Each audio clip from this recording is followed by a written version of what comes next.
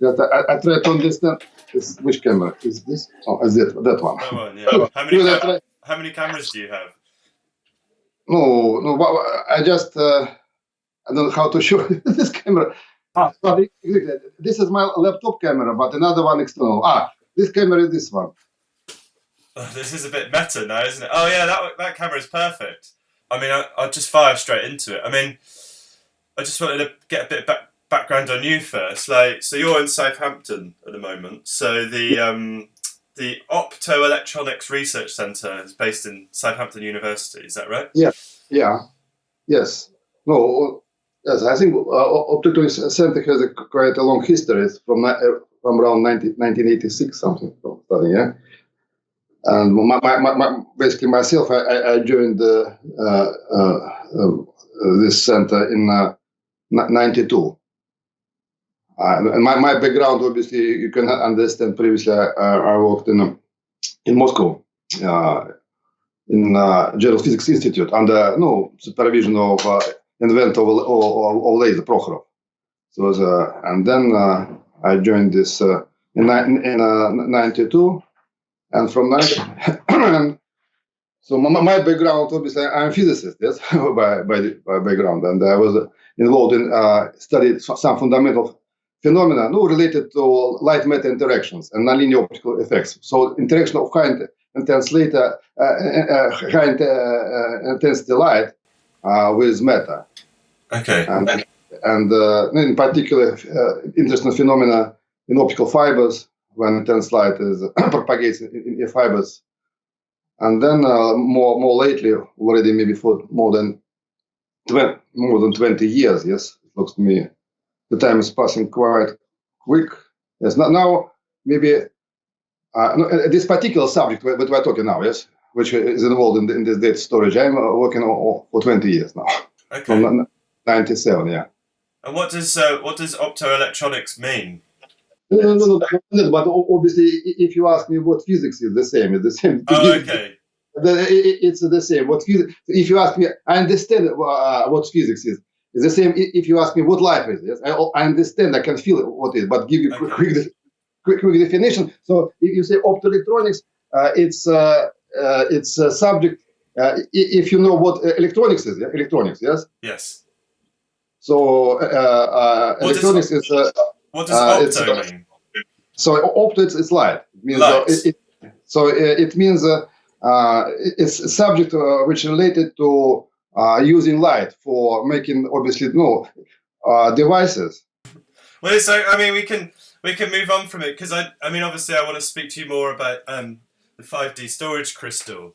So how did your work into that start? My subject from the beginning I was involved in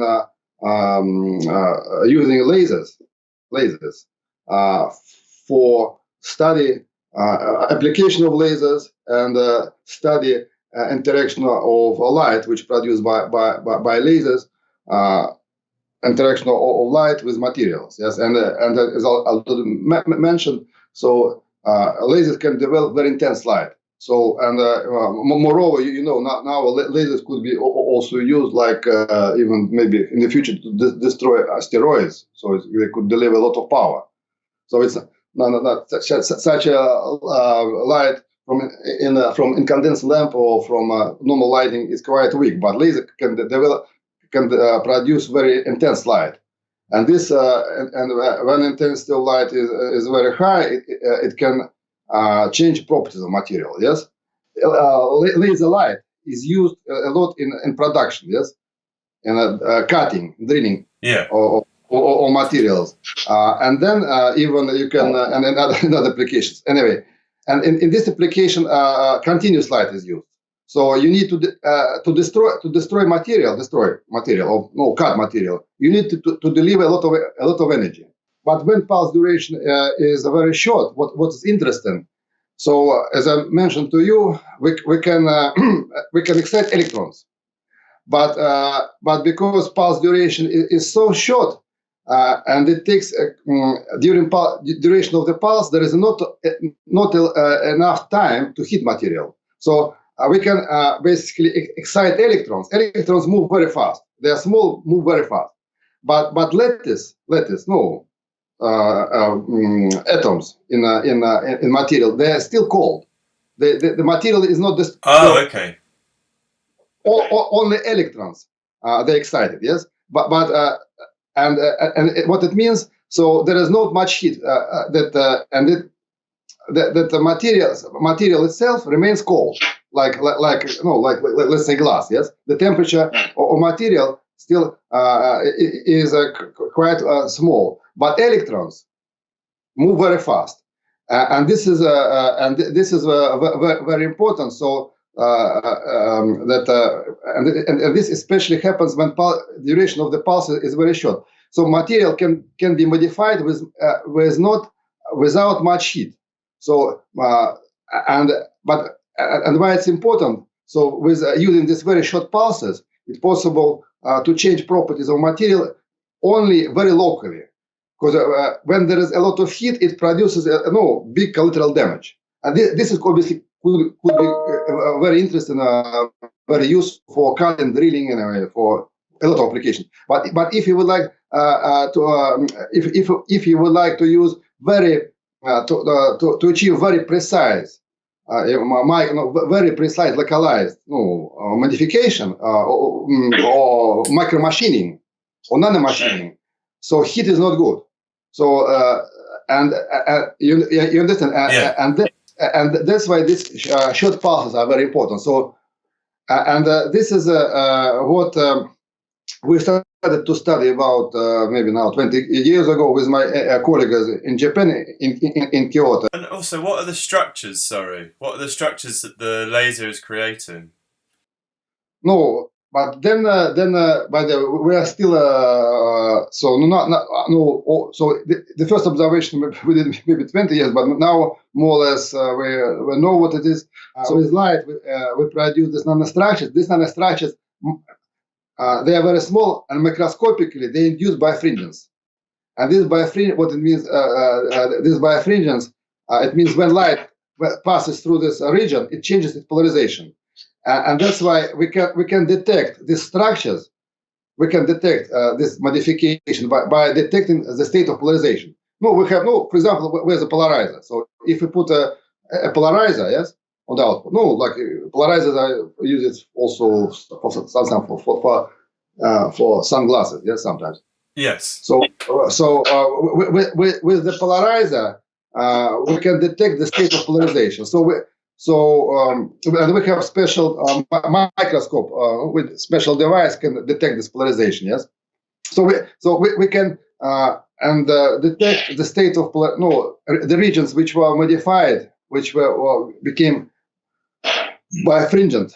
But these crystals under good elimination, they look very beautiful because inside of this glass we create nanostructure.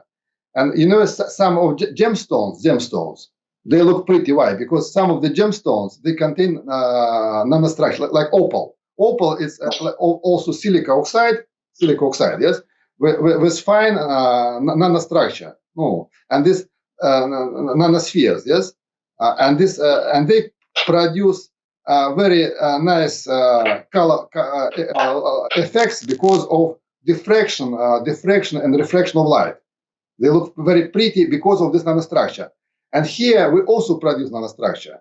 And that's why under elimination, but it's difficult, they look very pretty. So they look very nice. They produce a lot very colorful images. And they look like opals also.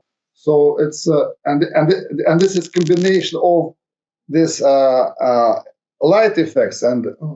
Sorry, I can see it there.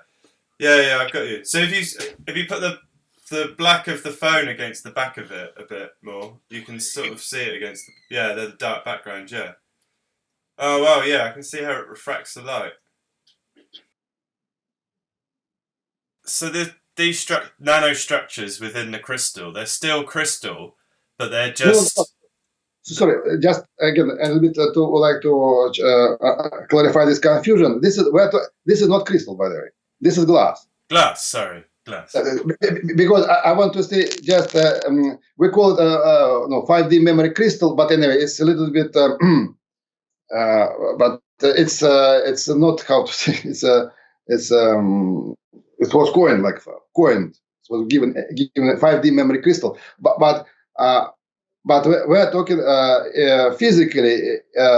Material is glass, and going a little bit further. So this what is important from the point of view of this data storage. When we're talking about 5D, why it's 5D?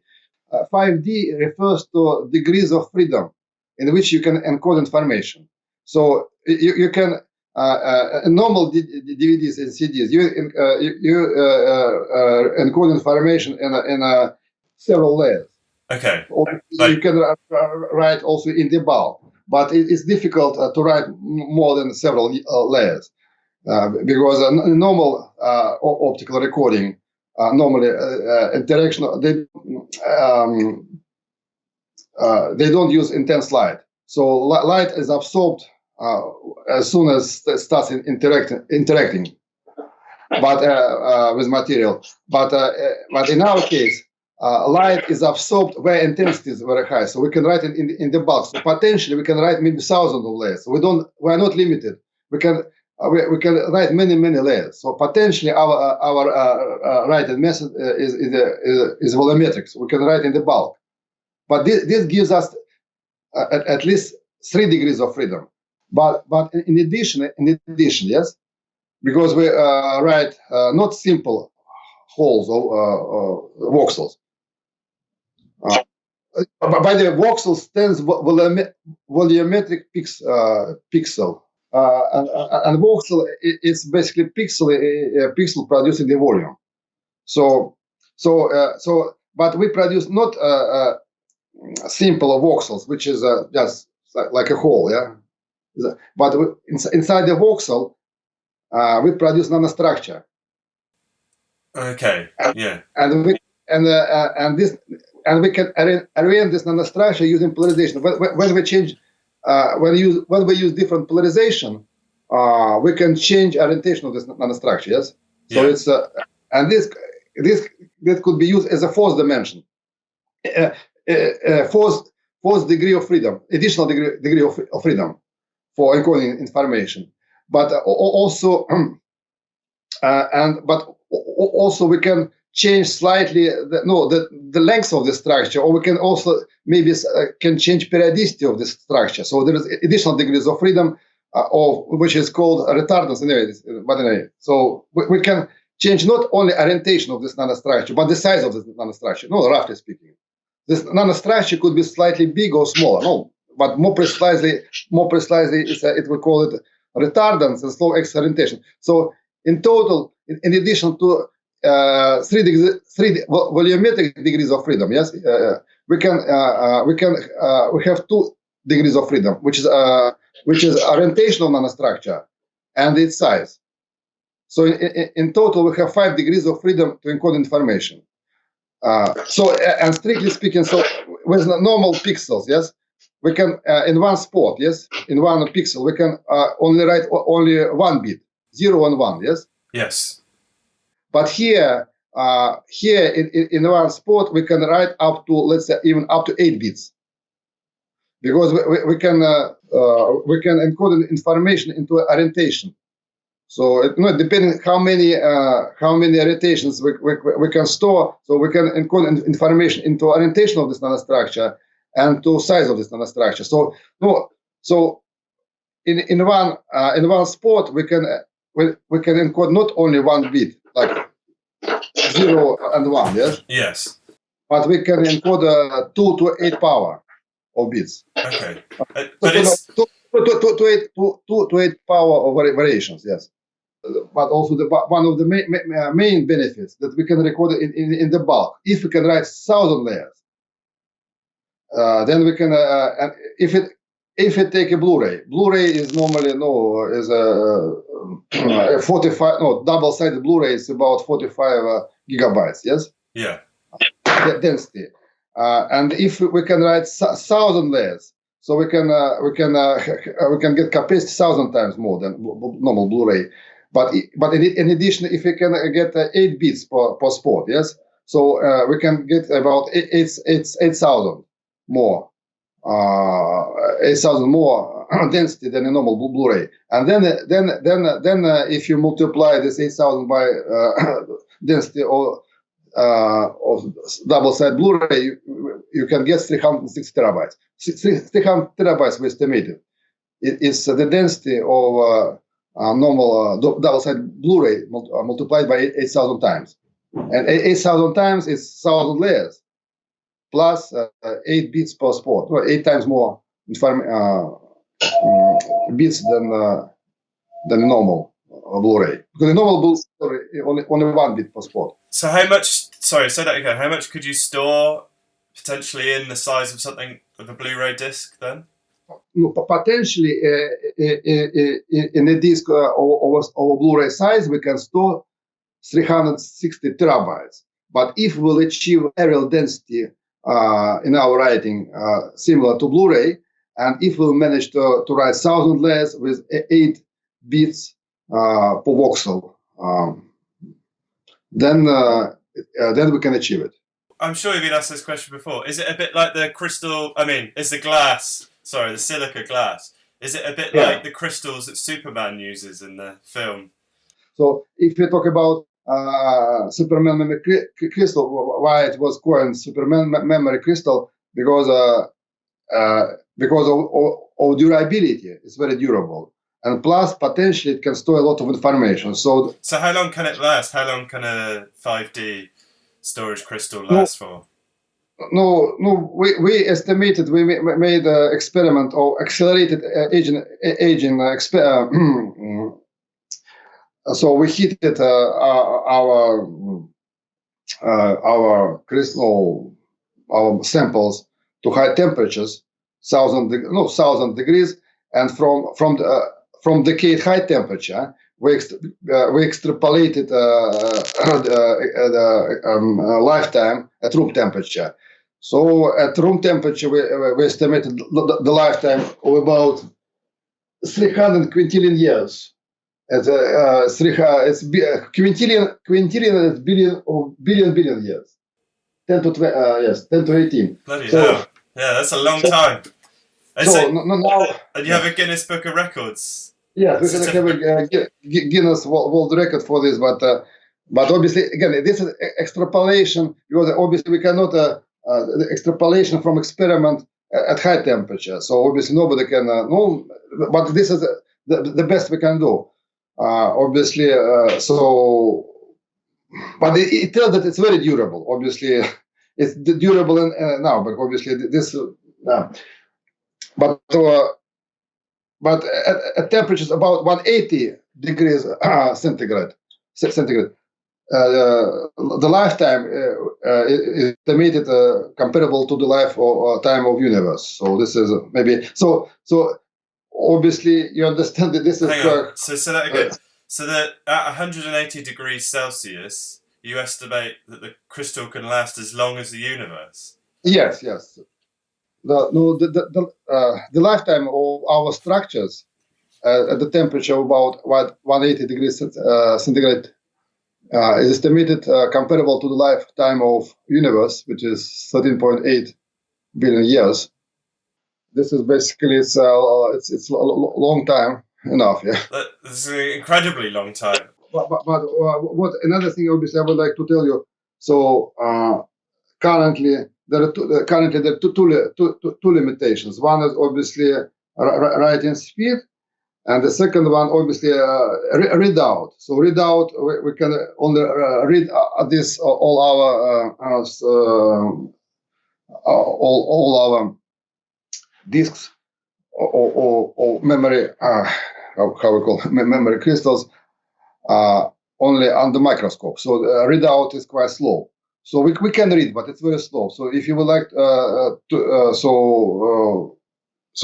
currently, obviously I cannot demonstrate you writing straight away now readout of the movie.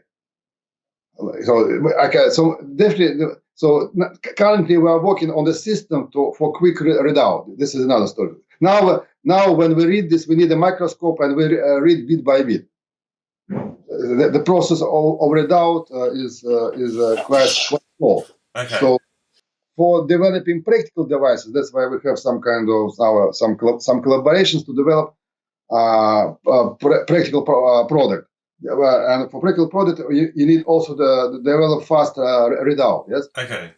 But for the projects like time capsules, sending something to space and something, then it's this readout maybe is not important, because readout device in the future definitely could be different. But the most important that to store this information. All information we're guaranteed is there. So how long would 300 terabytes theoretically take to write then? By the way, this is a little bit I'm not sure. So currently our writing speed it's tens of kilobytes per second. So tens of our current writing speed. So in order to, I think you can estimate yourself. So it's in order to be able to write to write this hundreds of terabytes, we need to increase our speed at least another at least 3-4 orders of magnitude. Oh wow! So, but that's why we have some now collaborations to demonstrate this. One question I had to ask is what have you stored on the memory crystal so far? What things have you managed to store onto it? Strictly speaking, the first document we stored, yes, it was a PDF file of our paper, which we reported at the conference on lasers, yes. By the way, this is the most important document, by the way. Maybe no, it's quite. Maybe no, it's. Okay. Why? Because this is historically maybe the most important. No, at least. Anyway, maybe you can see it here. It's PDF file about 200 kilobytes, or maybe 300 kilobytes. Okay. You cannot. So, but historically, it was the first digital document which we proved then potentially survive human race. This is PDF file of our paper presented at the conference, and this is so this is it's always here, so quite important. Oh wow! Yeah. But the second document we've written the Bible, yes. But then we did some more copies of the Bible, then Declaration of Human Rights, Newton optics. No, anyway, we on this Stephen Hawking, A Brief History of Time, but it's like to V&A Museum, and there will be exhibition which will start it from I think from May. And I think it will run maybe from 1 year to 3 years. So it's about our future. What the future starts here. I think the name of exhibition. So have you stored any movies on it at all, or is it just documents? Not obviously. We stored one movie. No, but by the way, one thing I would like to also to mention that this is quite important.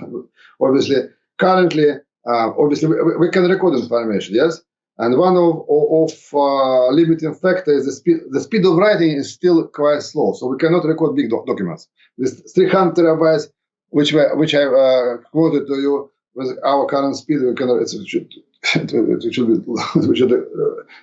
takes a long time to record. How long? So, how long would that take to? And our current no, there's a little bit something a little bit confidential. But anyway, if you will ask me to write some documents now, I will limit by the tens of megabytes, because and this is we will try to improve the writing speed. So we managed to write one movie about several megabytes. Yeah. What was the movie? But we recorded one movie for Museum of Glass in Shanghai. It's a museum. It's some short movie about what people think about future. So it was it was nothing special. So I understand you wrote the Isaac Asimov trilogy onto a storage crystal, and then you've been collaborating with the Arc mission and SpaceX as well. So Yeah. I just wondered if you could talk about that and what you did and what you did and then what they did and everything Yeah, around that. we managed to write one of this on one our how we call 5D memory crystal, Isaac Asimov Foundation trilogy. This book is obviously it's quite symbolic, yes, but this is a book about which describes maybe the future of our civilization, yes, and the idea of the book that it's very important to try to save or archive all our knowledge in case of some kind of catastrophe which could happen. So this is, and it's most likely it will happen, by the way. So this is maybe this is a sci-fi book about could describe our possible future, and it describes about the crazy about scientists that try to save all our knowledge for future generations in case of catastrophe. So basically, and that's why. Basically, and this book also inspired this Arch Mission Foundation. This is a project which I'm involved in, and also, as I understand, this book also inspired Elon Musk for his work. Yes, and understand maybe exploration of space. He is also inspired by this book. Yes. So then you wrote the Isaac Asimov book onto your memory crystal, 5D memory crystal, and then what happened after that? So with Nova Spivak, who's in charge, who created this foundation, he contacted me maybe 4 years ago, or 5 years, or even 4 years ago, when we first time announced our technology. He had this idea of so the idea of Arch mission, my understanding, is that to store all the most important information of humanity in space in time. So your crystal ended up on the Falcon Heavy rocket, I understand.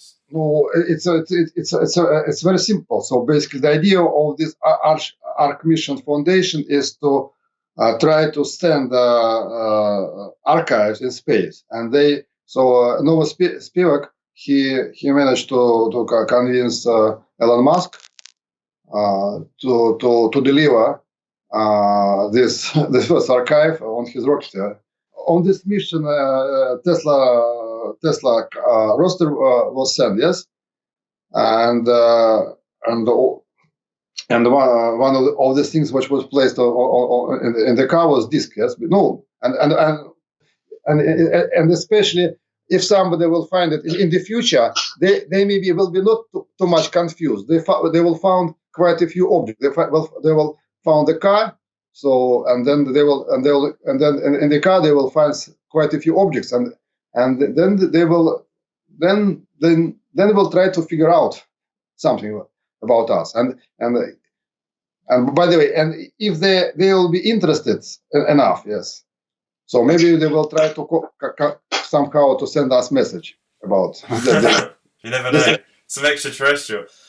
I've just a couple other things. I just wanted to know just one more question really. I just wanted to know what your plans for the future of the technology was. But obviously there is the plans is obviously there is one plan is obviously is strand of our research is to make a practical device for making this technology practical.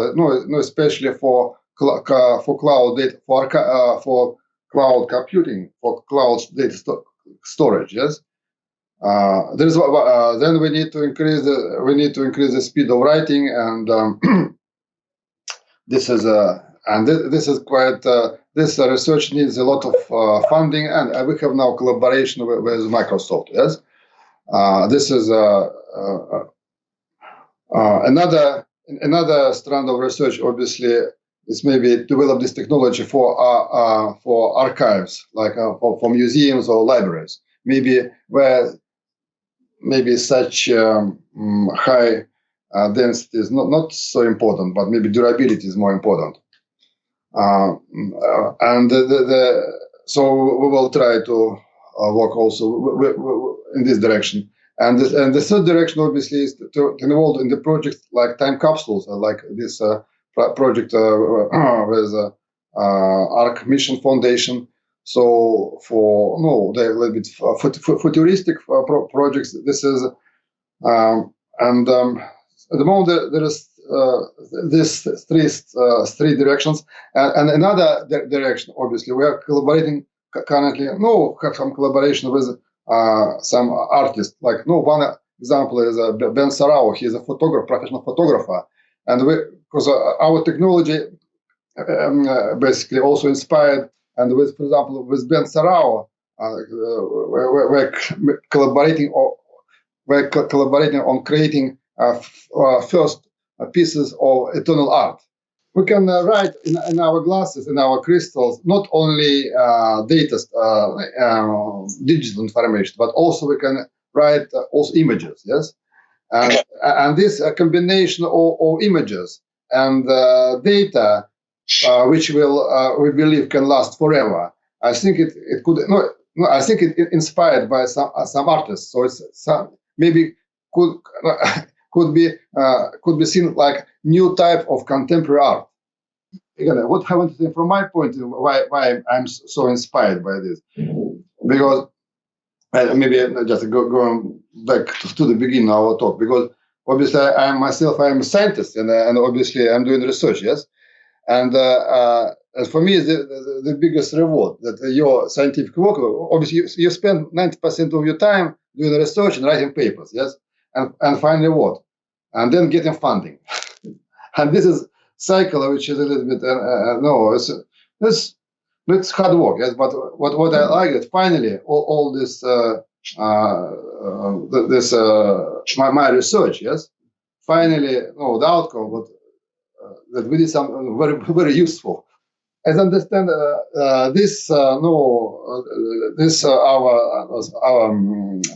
crystals, they also inspired also people to think about our future. So again, in our there is quite a few the different plans. Yes, I don't know, different strengths. So it's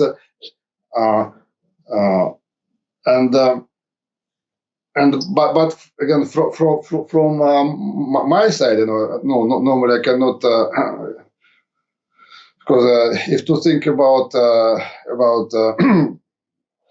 what I like myself personally, because with this technology, at least I believe, if these discs will last forever. And if in the future they will be found, but especially by the if we'll make a lot of them, and by the way, and this is one of the purposes of Arc Mission Foundation, to make a lot of them. They should be spread, because if it's only few, there is a big probability that they'll be lost, and the probability to found them is if it's one or two is very little. But if we'll make maybe many, I don't know, then but I don't know. It depends how this Arc Project Foundation will continue. So the idea, if we'll make a lot of them, send into space, and then probability that they'll be found in the future could be quite high. Yes, and then if in the very distant future they will found, and these future beings, they will be smart enough to understand what is there. And their technology will be maybe good enough to communicate. Maybe they can send some message. But this is anyway. I understand the curiosity principle should be preserved. But if you know this interstellar movie, it's possible. If, for example, to send one of these into black hole and to into other dimensions. So there is who knows. So it's possible. Then to get some message back. So even in this, I'm not sure you can survive in black hole. But if you will throw this one into black hole, maybe then it will be delivered. So, no, but by the way, what I would like to comment, apart from the data storage, obviously, application, these structures, they have another application, which this another one. So these structures we can use, because I don't know whether you can see. Oh, that's not necessary. There is. I can turn. Okay. Can you see on a? Yeah. Can you see a spot? Yeah. Sorry. Can you see it here? Yeah, I can see it there. Yeah. So you can see in the middle of the beam there is a black hole. Yes. Try. I tell you what. If you point if you do it to the back of your laptop, maybe, and then point the camera to the back of your laptop. Oh, that might be better. Yeah. Can you see here? No. No. Yeah, I can see it on there. Yeah. Can you see black hole in the middle? No. No, I can't see. I can't see the black hole. Anyway, what is here? It's we can produce beams with distribution of intensity. So not normal laser pointer beam. The beam is Gaussian, yes. But here we can produce beams with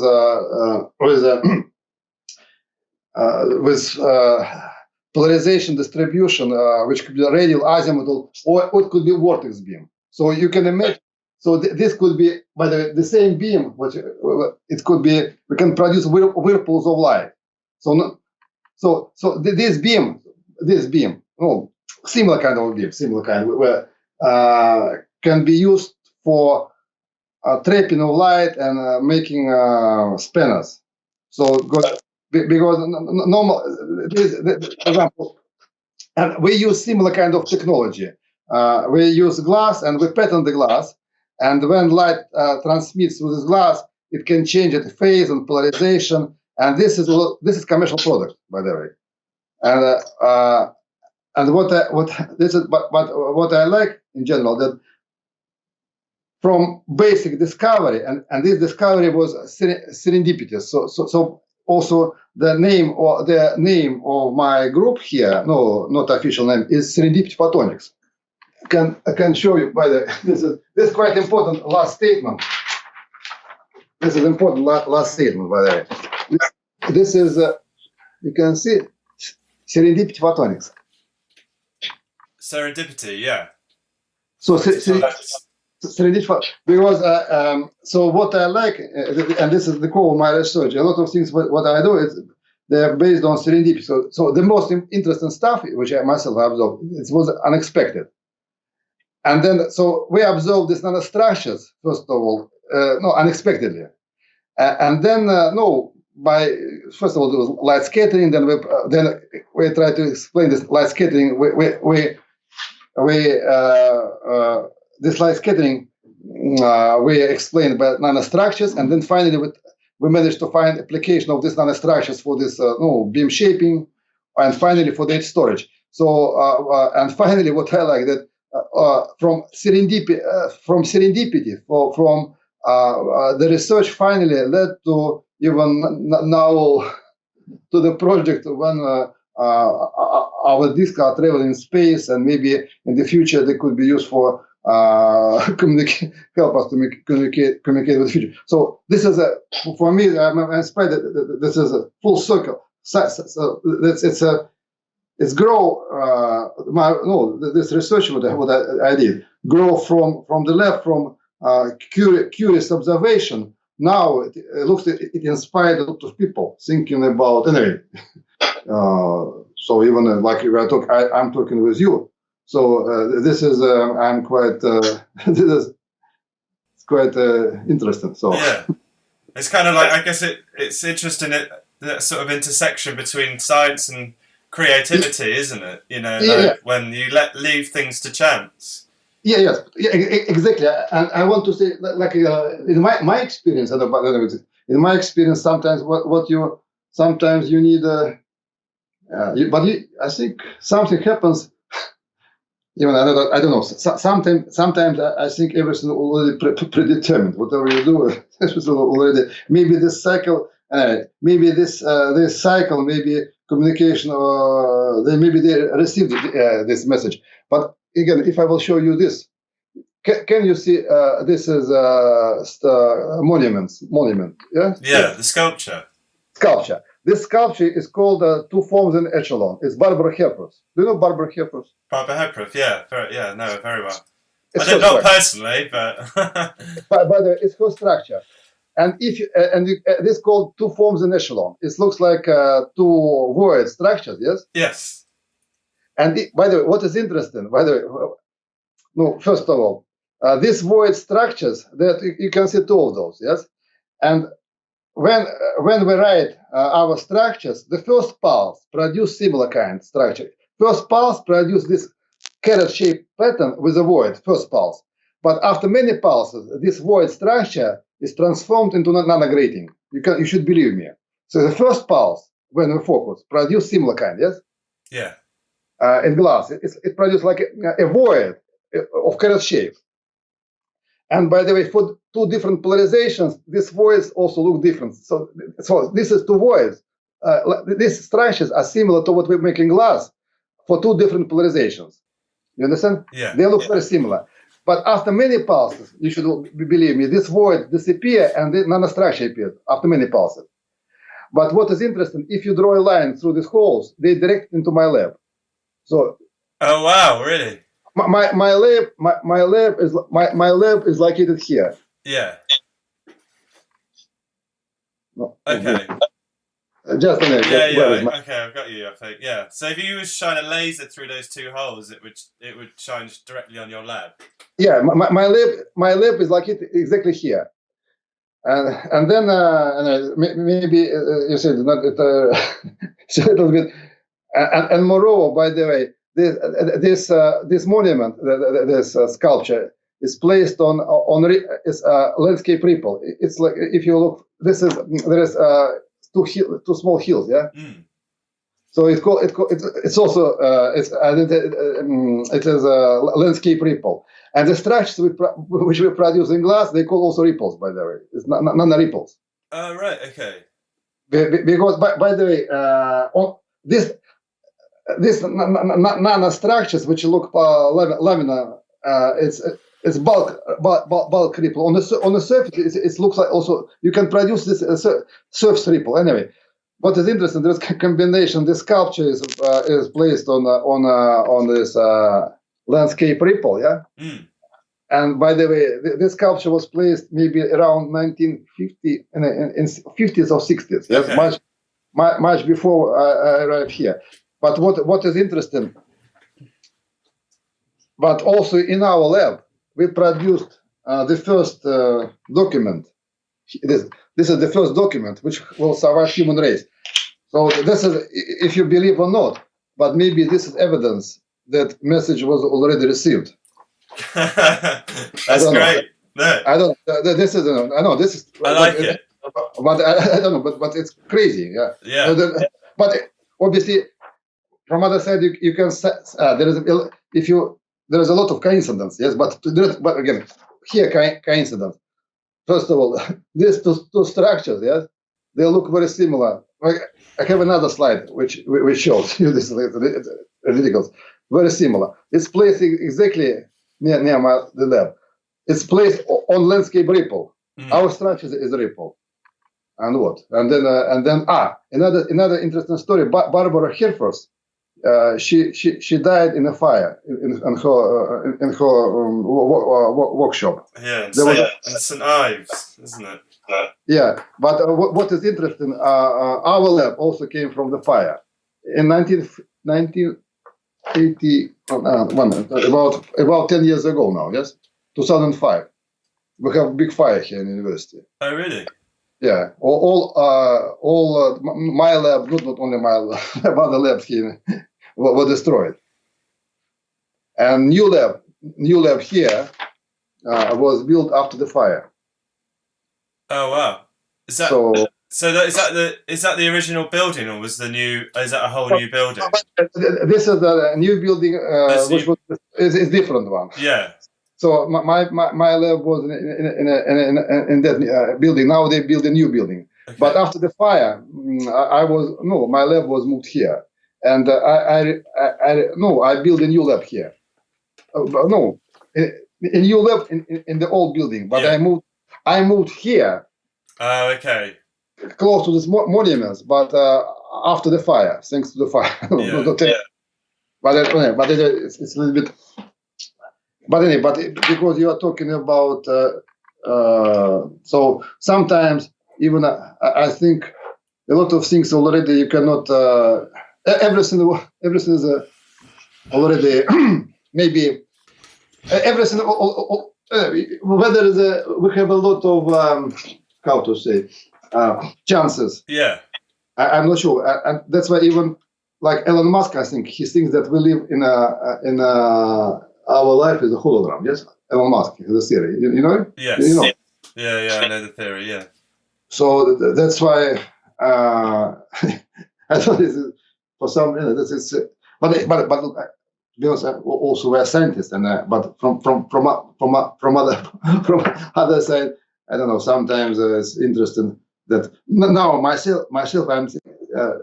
It looks my current, even talking like this with you. It looks me as I'm also fascinated to talk about this, like a sci-fi story. But it's I don't know. No, it's great. I mean, it's good. It's great to hear that you're as a scientist you're open to chance, and that these are the sort of like the key philosophies to your work as well, and that you're open to work with artists as well. I mean, I appreciate the time that you've given me today, and I'll definitely stay in touch with you.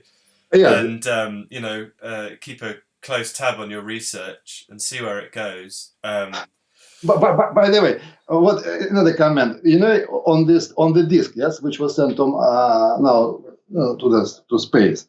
Obviously, there's this is Isaac Asimov book, yes, and also we engraved there, written, University of Southampton, then Arch Mission website and website of 5D memory crystal. It's also there. So if in the future, by the way, somebody will try to contact, so definitely maybe they will try to, obviously they will try to search Southampton. University of Southampton, obviously they will try to find it, yeah.